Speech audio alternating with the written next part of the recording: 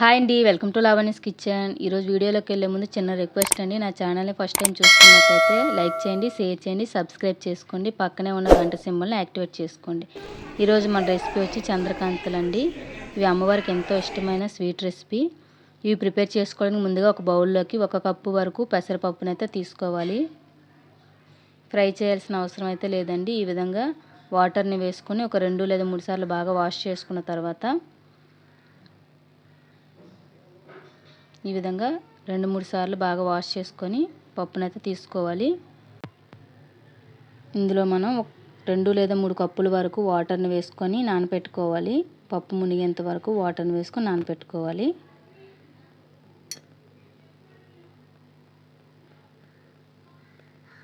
ఇప్పుడు ఇందులోకి ఒక 2 లేదా 3 టేబుల్ స్పూన్ల వరకు బియ్యాన్ని అయితే వేసుకోవాలి. ఇవి మనకి లేయర్ అనేది పైన క్రిస్పీగా ఉంటుంది ఫ్రై చేసేటప్పుడు మనకి. ఇప్పుడు 3 గంటల తర్వాత ఈ విధంగా బాగా నానిపోయింది పప్పు అనేది. ఇప్పుడు ఈ పప్పుని మనం మిక్సీ జార్లోకి తీసుకోవాలి.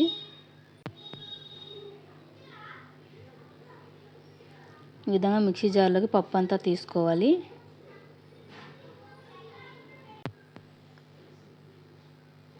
ఈ విధంగా పప్పు అంతా మనం మిక్సీ జార్లోకి తీసుకున్న తర్వాత కొద్దిగా ఒక 1/2 కప్పు వరకు వాటర్ని వేసుకొని మిక్సీ పట్టుకోవాలి. మరి ఎక్కువ వాటర్ అయితే వేయకూడదు, పలచనైపోతుంది పిండి. వీడియోలో చూపిస్తున్నట్టు పిండి అనేది ఈ విధంగా ఉండాలి. చేయితో పట్టుకున్నప్పుడు మనకి బరకగా తగులుతుంది.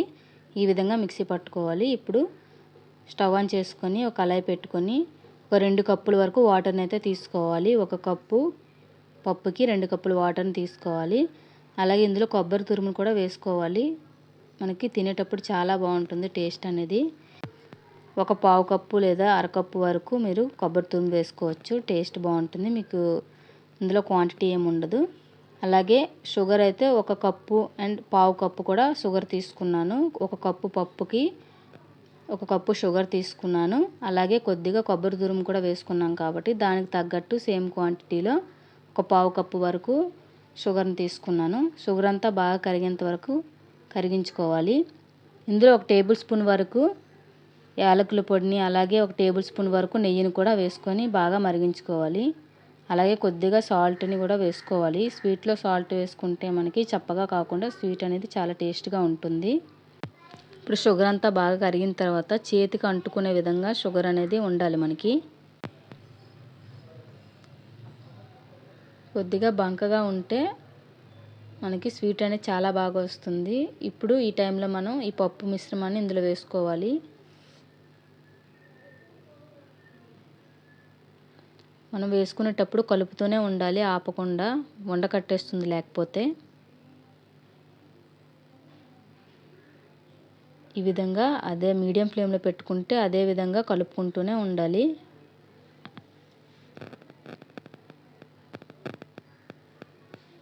స్వీట్ అనేది మనకి అమ్మవారికి ఎంతో ఇష్టమైన నైవేద్యంగా చెప్తారండి. ఈ చంద్రకళ స్వీట్ అనేది, చంద్రకాంత స్వీట్ అనేది అమ్మవారికి చాలా ఇష్టం అంట.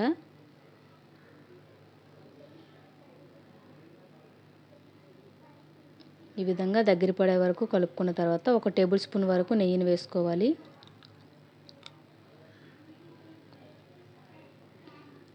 పిండి అనేది ఈ విధంగా ఉండాలి. మరీ పలచగా కాకుండా గట్టిగా దగ్గర అయ్యేంత వరకు కాకుండా ఈ విధంగా ఉండాలి పిండి అనేది. ఇప్పుడు మరొక టేబుల్ స్పూన్ వరకు నెయ్యిని వేసుకోవాలి. ఇలా నెయ్యి వేసుకుంటే మనకి టేస్ట్ అనేది చాలా బాగుంటుందండి. లేదు అనుకుంటే నార్మల్గా కూడా చేసుకోవచ్చు. ఈ విధంగా మనకి దగ్గర పడేటప్పుడు స్టవ్ ఆఫ్ చేసుకోవాలి. పిండి అనేది ఈ విధంగా ఉండాలి. ఇప్పుడు ప్లేట్లోకి నెయ్యి రాసుకొని పక్కన పెట్టుకోవాలి. ఇప్పుడు ఆ ప్లేట్లోకి ఈ పిండి మిశ్రమాన్ని ఇందులో వేసుకోవాలి. ఇది చాలా వేడిగా ఉంటుంది కాబట్టి మనకి కాసేపు గరిటతోనే స్ప్రెడ్ చేసుకోవాలి మొత్తం ప్లేట్ అంతా. ఇది ఓల్డ్ స్వీట్ రెసిపీ అండి. ఆ టైంలో ఏంటంటే ఇది తడి క్లాత్ మీద ఈ విధంగా వేసుకొని కట్ చేసుకునేవారు ముక్కలుగా. మనం ఇక్కడ నెయ్యి రాసుకున్న ప్లేట్లో అయితే వేసుకొని కట్ చేసుకుంటున్నాం. ఈ విధంగా కాస్త చల్లారిన తర్వాత చెయ్యికి నెయ్యిని అప్లై చేసుకుంటూ ఇలా స్ప్రెడ్ చేసుకోవాలి. ప్లేట్ అంతా ఈవెన్గా స్ప్రెడ్ చేసుకుంటే నీట్గా ఉంటుంది. ఇప్పుడు మనం నైఫ్ కూడా కొద్దిగా నెయ్యిని అప్లై చేసుకుంటూ ఈ విధంగా కట్ చేసుకోవాలి. ఈ పిండి అనేది మనకి చల్లారిపోతే ముక్కలు అనేది చాలా బాగా నీట్గా వస్తుంది. వేడిగా ఉంటే అంతగా రాదు. కాస్త వేడిగా ఉంది ఇప్పుడు. త్వరగా ఫ్రై చేసుకోవాలనే ఉద్దేశంతో త్వరగా కట్ చేసేసాను. ఒక 2-3 నిమిషాలు ఫ్యాన్ కింద పెట్టుకుంటే మనకు చల్లారిపోతుంది. అప్పుడు కట్ చేసుకోవాలి ముక్కలుగా, లేకపోతే షేప్ అనేది అంత బాగా రాదు. లోపలైతే పచ్చిగా ఉందంటే వేడిగా ఉంది, అందుకే నైఫ్కి అంటుకుంటుంది మనకి. ఈ విధంగా ముక్కలుగా కట్ చేసుకోవాలి. ఈ విధంగా వచ్చిన తర్వాత మనం డీప్ ఫ్రైకి సరిపడా ఆయిల్ని అయితే వేడి చేసుకోవాలి. ఆయిల్ అనేది బాగా వేడెక్కిన తర్వాత మనం ముక్కలు అనేవి ఒక్కొక్కటిగా ఇందులో వేసుకోవాలి.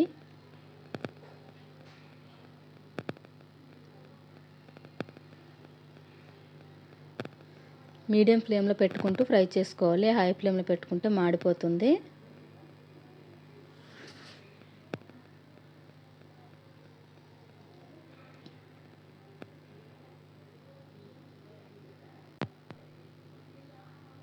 ఈ విధంగా రెండు వైపులు తిప్పుకుంటూ ఫ్రై చేసుకోవాలి.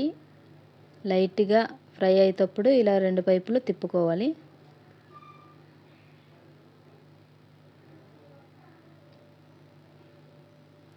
ఒకేసారి ఒకే వైపు అలా ఫ్రై చేసుకుంటే మాడిపోతుంది, కలర్ అనేది బాగా రాదు.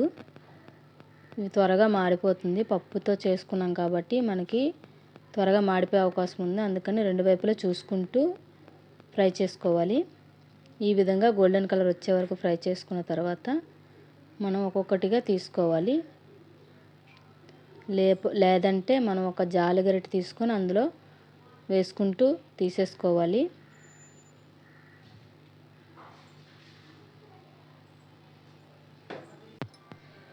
ఈ విధంగా మొత్తం తీసేసుకోవాలి. ఇలా జాలి గరిటెలో వేసుకొని తీసుకోవాలి.